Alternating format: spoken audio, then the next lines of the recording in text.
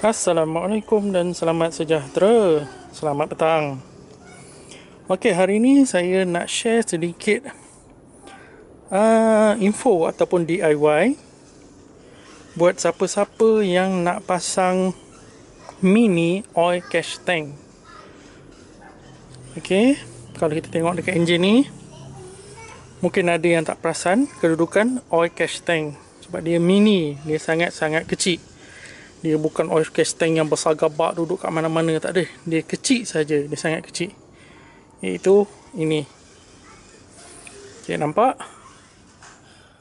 Itu.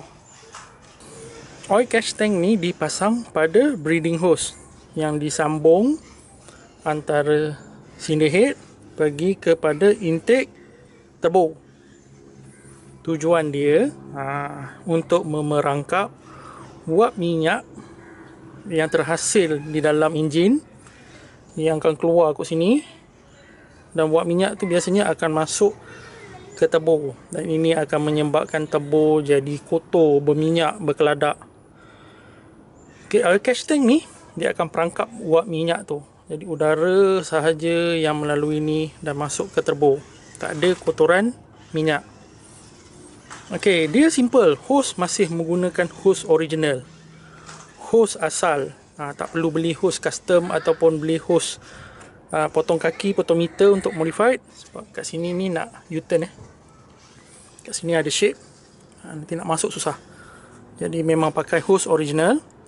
Cuma hose original tu nanti akan dipotong kat sini dan dipasangkan dengan ini,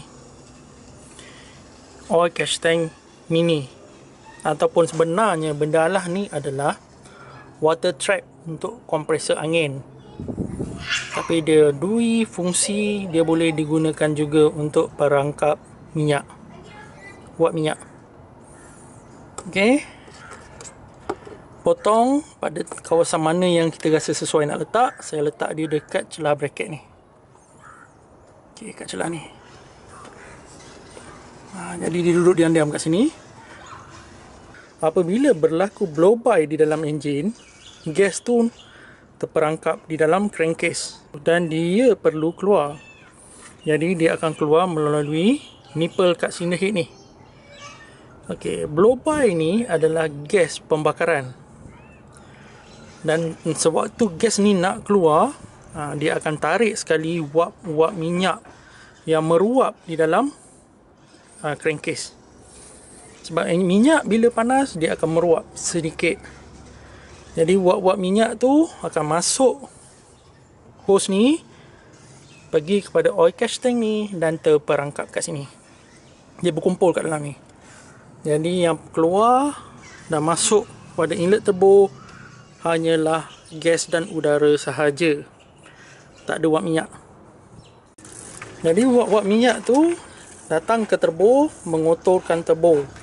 Kemudian dia akan turun ikut pipe ni dan akan berkumpul di dalam intercooler. Jadi di dalam intercooler tu akan penuh dengan minyak. Okey, minyak yang lebih pula akan datang balik melalui pipe ni, datang masuk ke pipe ni, ni masuk ke dalam throttle body. Seterusnya akan menyebabkan throttle body ni pula kotor, intake manifold kotor, dan apabila minyak tu masuk ke dalam silinder, dia akan terbakar dan menghasilkan asap putih keluar ikut exhaust. Jadi untuk mengelakkan masalah tadi terjadi, saya pasang oil catch tank kat sini. Jadi wap minyak tadi hanya akan tersekat dekat sini saja. Yang datang ni udara dan gas. Turbo tak kotor, tak berminyak, tidak berkeladak. Di dalam intercooler pun tidak ada minyak, tidak kotor dan tidak berkeladak. Di dalam piping pun tidak berminyak, tidak kotor. Begitu juga throttle body. Throttle body tidak kotor, tidak minyak, tidak berkeladak. Sama juga intake manifold. Okey. Oleh sebab oil catch tank ni terlalu kecil, jadi dia perlu dibersihkan atau perlu dikosongkan setiap kali tukar minyak hitam. Kalau kereta ni tukar minyak hitam setiap 5,000 km. Jadi 5,000 km perlu dikosongkan. Nak kosongkan dia senang, tekan butang kat bawah ni. Jadi minyak yang berkumpul akan keluar. Kalau pakai minyak semi atau fully yang 10,000 km, jadi cuci dia setiap 10,000 km. Okey. Oil catch tank ni bukan hanya untuk perangkap minyak sahaja. Dia juga berfungsi sebagai indikator. Kalau minyak berkumpul sedikit di dalam oil catch tank ni, itu menunjukkan kuranglah blow by.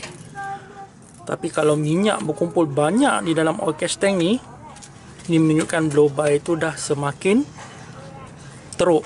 Sama ada piston ring dia sudah haus ataupun dinding blok yang sudah rosak. Okey, jadi boleh buat perbandingan. Kalau pakai dalam setahun dua minyak paras-paras ni je, okey, setiap 5,000 km, and then selepas tu tiba-tiba minyak naik sampai paras ni, okey, ini menunjukkan blow by dah semakin teruk. Dan paras minyak pun dah semakin banyak.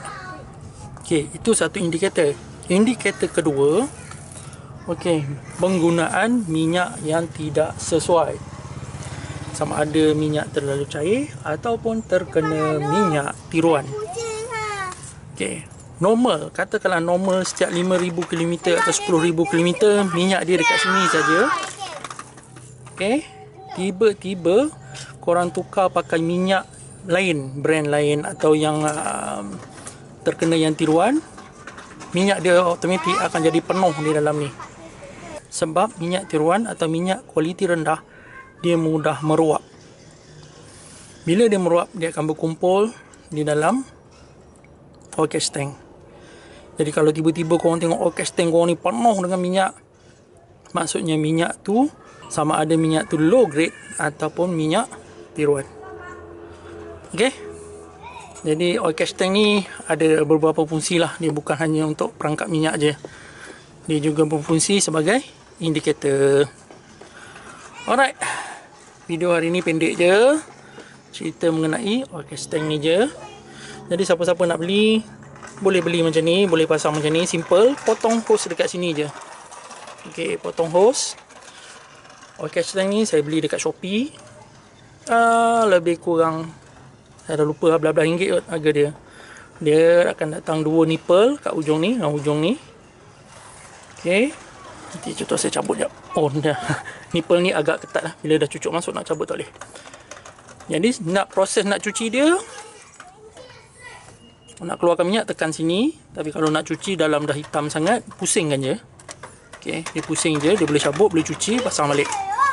Dia ada filter kat sini ya. Ni sebenarnya untuk angin, tapi untuk minyak pun boleh, tak ada masalah. Filter ni perlu dibilas dengan petrol kalau dah kotor. Okey. Alright. Video simple je hari ni.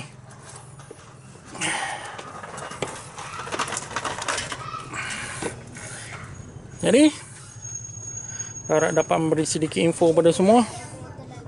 Sekian.